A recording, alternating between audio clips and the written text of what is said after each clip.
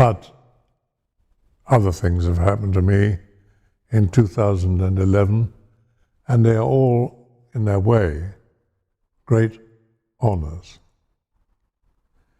I was made a fellow of BAFTA PA of TA.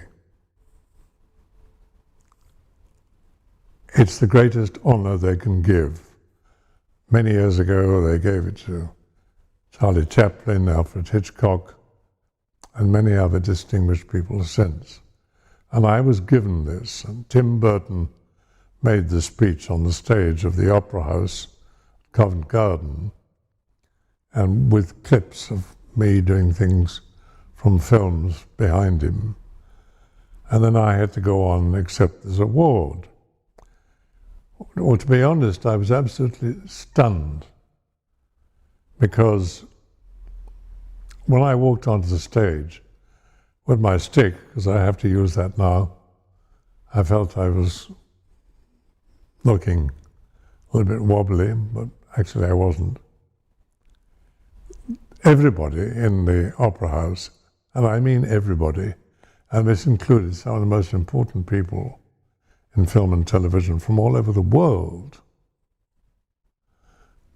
Actors, actresses, producers, directors, cameramen, scriptwriters, everything.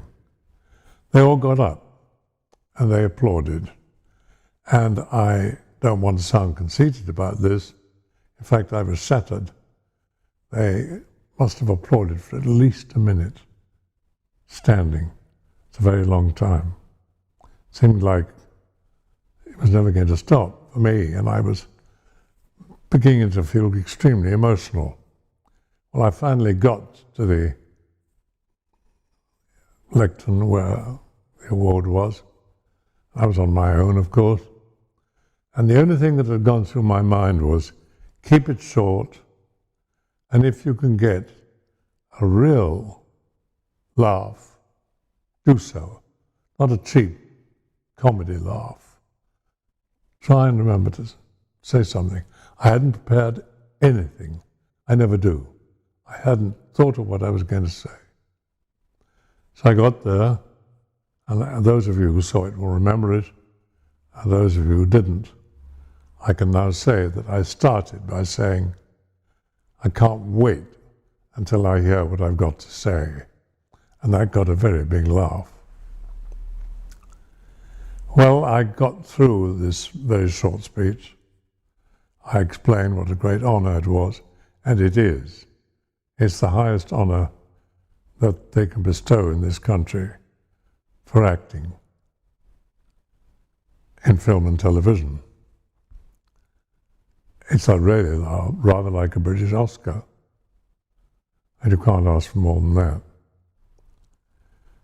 So I finished, and I was getting very emotional by this time, and my voice was getting a little bit croaky. And then finally I stopped, and I called Tim Burton onto the stage, gave him a huge hug, and thanked him for presenting me.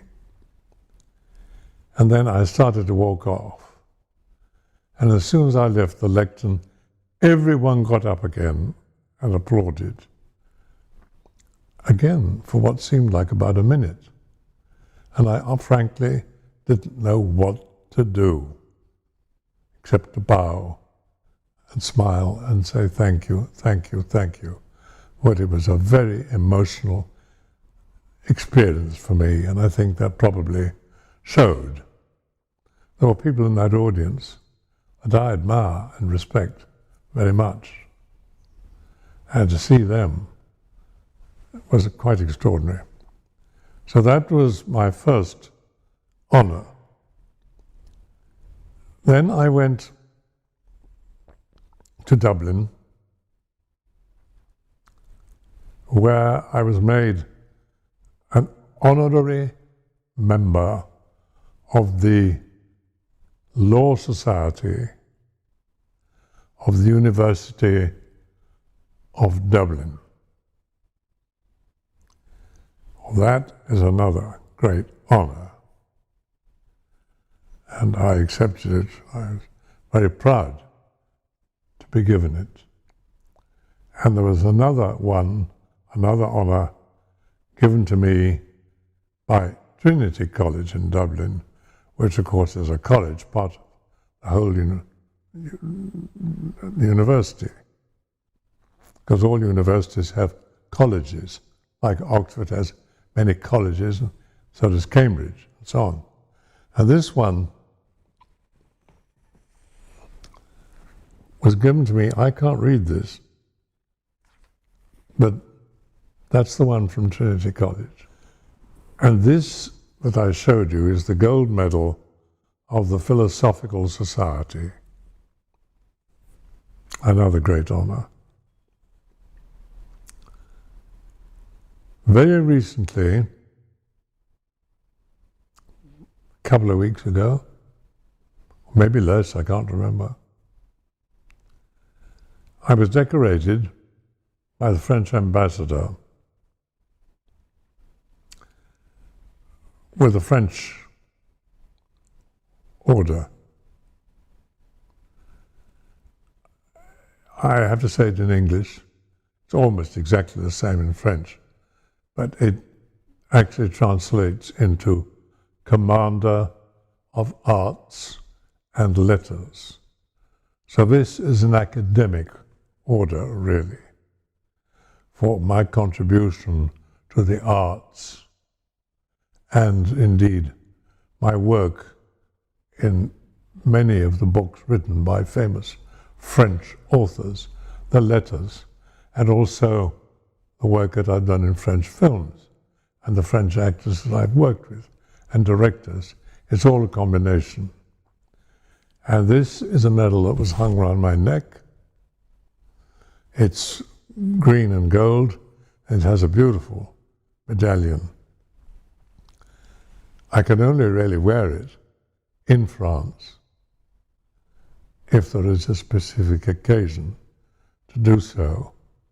But what I can wear when I'm in France is the rosette, which you put in your buttonhole. You wear a rosette, and the rosette differs because the higher you go, the more there are two little rubber extensions to the actual rosette itself. So as a commander, I have the rosette in the middle, which is green and white, and these two little tiny rubber things that come out, which tells anybody in France who knows anything about anything that I'm a commander of something, which is a high rank. Many of them will know what it is, and many won't. But they will know when they see the rosette what the rank is. And so that's the end of my year. I have finally one more thing to tell you, in many ways more important than some of the others. The second album of Charlemagne. It's called The Omens of Death. And it is entirely heavy metal. Entirely. The music was arranged by Richie Faulkner. Now, thousands, hundreds of thousands, maybe millions will know that name. And he did almost all of it just before he joined Judas Priest, which put everybody into a slight difficulty because he didn't do 100%. So they looked around to find a musician who could take over from him, and they found one. a guitarist called Edith Ramos from Guatemala. And he is brilliant.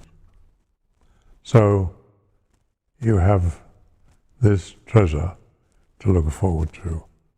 Charlemagne II, The Omens of Death, music arranged by Richard Faulkner, who went on to Judas Priest, and followed up by Edith Ramos.